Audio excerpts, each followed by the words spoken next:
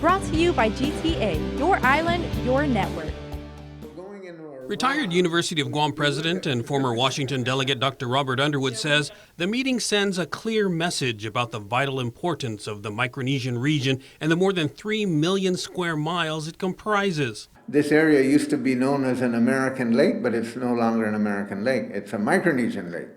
And how the Micronesians are going to go is really critical to how the U.S.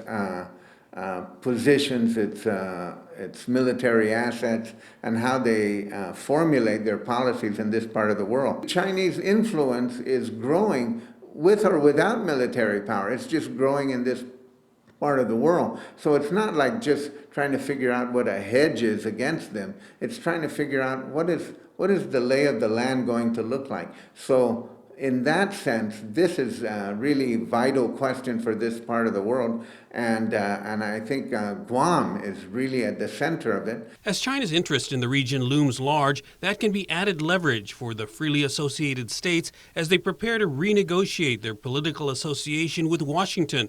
But Underwood believes Guam must also assert itself. I think it's vitally important for Guam to get a coherent message to not only to convey what Guam expects out of this relationship, but for Guam to convey to the FAS states and to the federal government what it wants out of this relationship. Guam is the social, the economic, and the educational center of this region. Guam has enormous influence. It's like the metropole for the area. It's like the New York City for this region.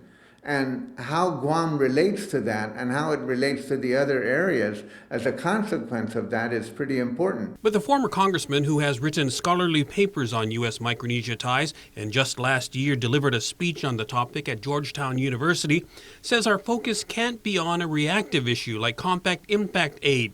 It needs to be on a comprehensive plan for the future. But he believes the federal agency with the most direct oversight over Guam doesn't get it yet. This is a major geopolitical strategic phenomena that is occurring in this part of the world.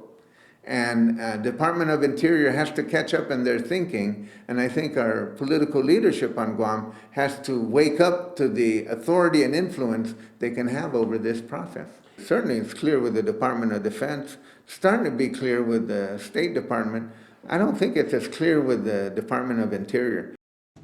Brought to you by GTA, your island, your network.